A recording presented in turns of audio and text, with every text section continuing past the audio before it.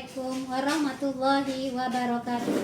Perkenalkan, saya Nepi Sari, mahasiswa PPG dalam jabatan LPTK Universitas Islam Negeri Profesor Kiai Haji Saifuddin Zuhri Purwokerto, sekaligus guru akidah akhlak di Madrasah Sanawiyah Nurul Ikhwan Menggala 5, Desa Menggala Sakti, Kecamatan Tanah Putih, Kabupaten Rokan Hilir, Riau. Pada video kali ini saya akan membawakan materi tentang adab bermedia sosial dalam Islam.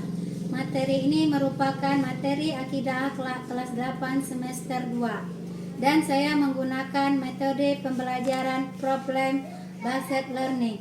Kira-kira seperti apa ya videonya? Mari kita simak bersama-sama. Wassalamualaikum warahmatullahi wabarakatuh. Waalaikumsalam warahmatullahi wabarakatuh. Ista'in, ihtiram, salim. Assalamualaikum warahmatullahi wabarakatuh. Waalaikumsalam warahmatullahi wabarakatuh.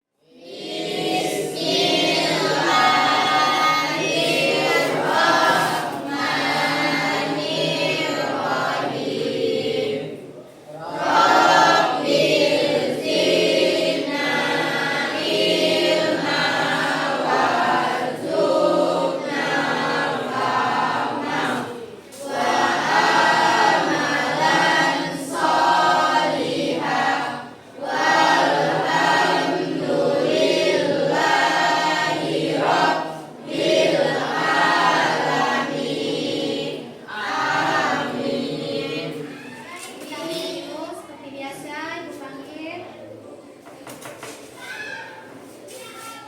Alfia. Ibu, Mana?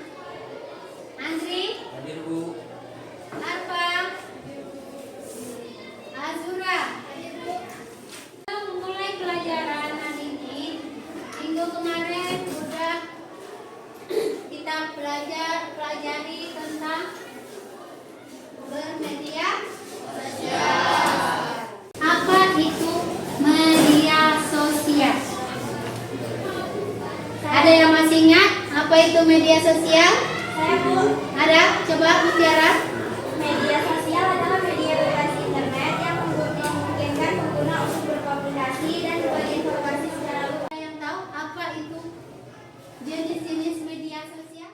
Tujuan pembelajaran kita hari ini yang pertama yaitu menganalisis adab-adab Islam dalam menggunakan media sosial.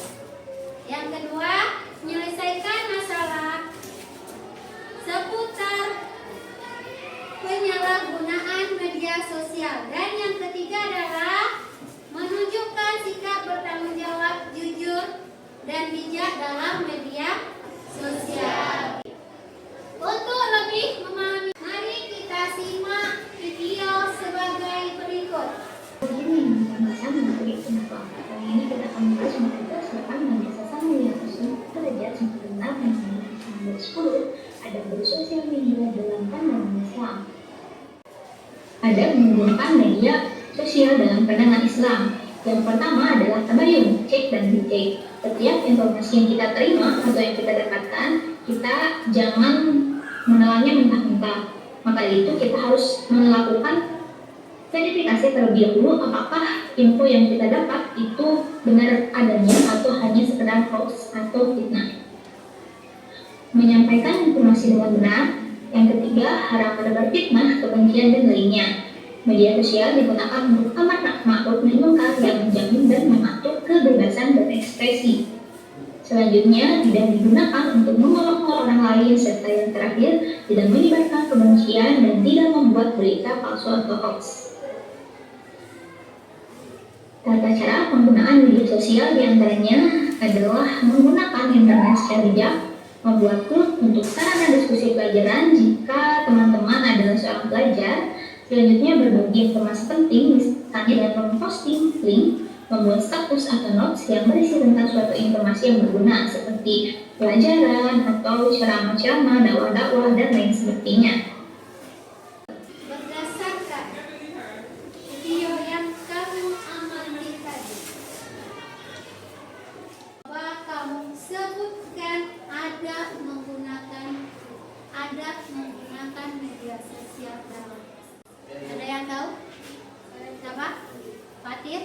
Haram menyebarkan fitnah, kebencian dan lain sebagainya. Haram menyebarkan fitnah atau kebencian lainnya. Iya, benar. Kasih apresiasi. Yang saya Bu.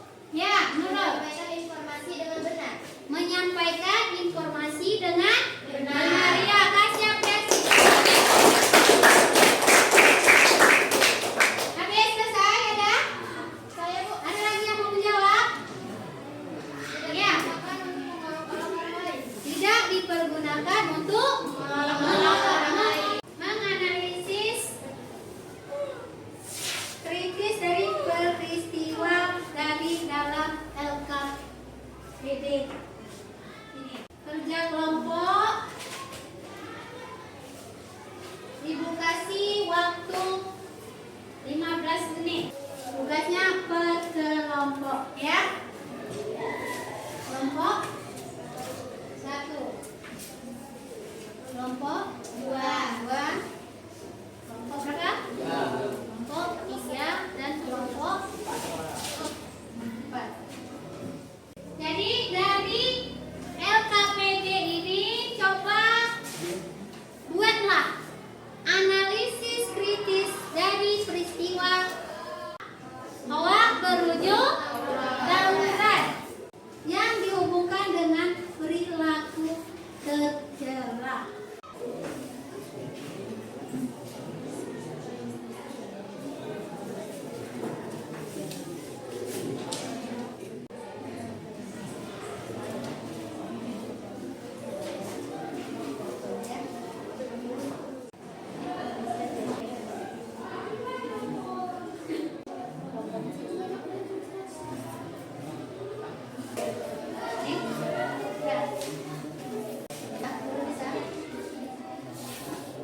Oke, kita akan kita presentasikan satu persatu atau kelompok. Yang pertama, yang presentasinya itu kelompok 1.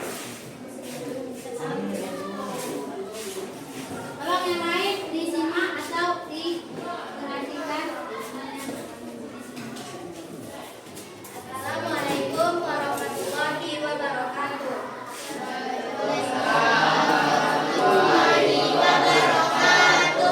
Perkenalkan, saya sebagai moderator di kelompok 1 yang bernama Marwah Ferry Amanda dan teman saya sebagai pembaca presentasi yang bernama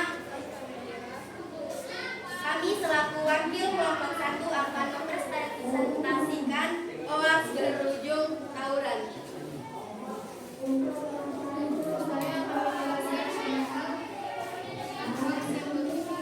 Suaranya agak berbeda dulu.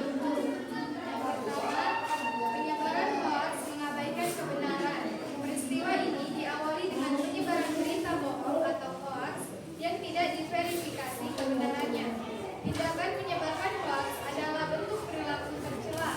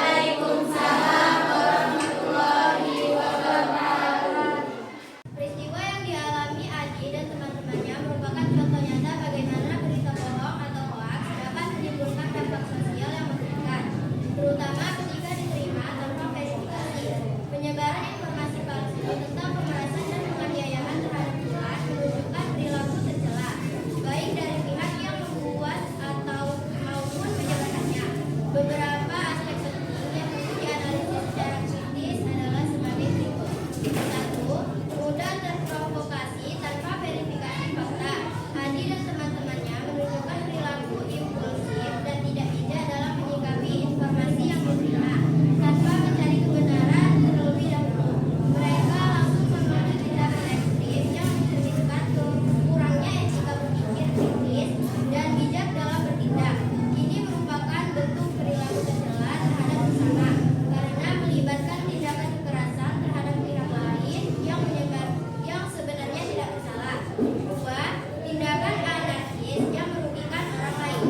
Lemparan batu dan perusakan gedung sekolah adalah bentuk kekerasan dan pelanggaran hukum.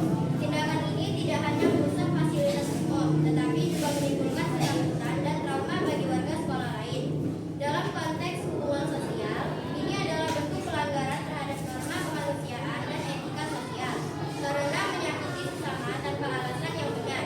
3. Penyebar hoaks sebagai akar masalah.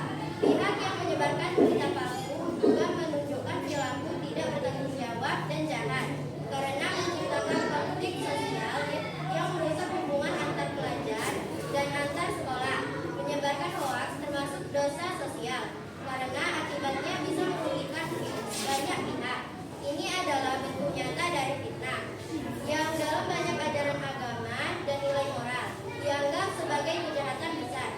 4. Kurangnya sikap tabayun atau klarifikasi. Dalam ajaran moral dan agama sangat ditekankan pentingnya tabayun, yaitu memverifikasi informasi sebelum bertindak. Dalam kasus ini, sikap tersebut diabaikan sehingga menyebabkan kesalahpahaman besar. Ini mencerminkan lemahnya pendidikan karakter dalam menyikapi informasi digital, terutama di kalangan remaja. Kesimpulannya yaitu, peristiwa ini menunjukkan bahwa hoaks dan tindakan reaktif tanpa verifikasi adalah bentuk perilaku tercela yang dapat merusak tatanan sosial dan hubungan antar manusia. Penting bagi setiap individu, khususnya pelajar, untuk mengembangkan sikap kritis, bijak, dan bertanggung jawab dalam menyikapi informasi, serta menghindari tindakan kekerasan sebagai bentuk pelampiasan emosi. Baiklah, sekian dari hasil presentasi kami akhiri. Wabillahi taufiq wal hidayah. Wassalamualaikum warahmatullahi wabarakatuh.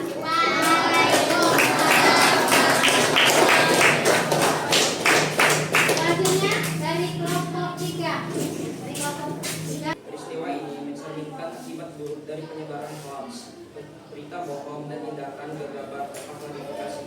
Ketika Hadi dan teman-temannya menerima informasi tentang pemerasan dan penganiayaan terhadap pelaku, mereka langsung bereaksi dan emosi yang meluap-luap tanpa memastikan kebenaran informasi tersebut. Ini menunjukkan kurangnya sikap kritis dan hati-hatian dalam menerima informasi.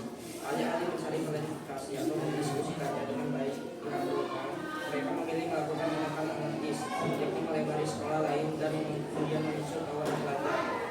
Tindakan tersebut merupakan perilaku tercela karena merugikan orang lain, ditambah kerusakan fasilitas umum dan mengancam keselamatan yang banyak pihak.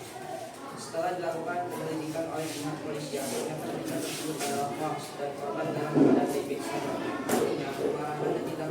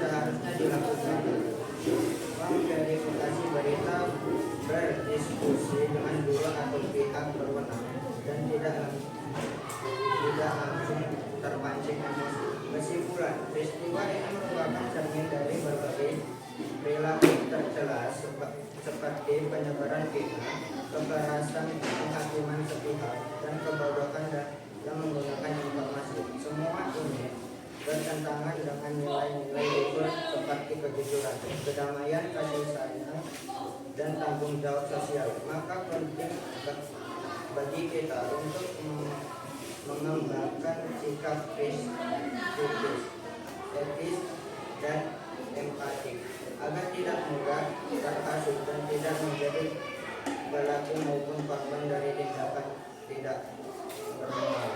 Demikian yang dapat saya sampaikan. Wassalamualaikum warahmatullahi wabarakatuh.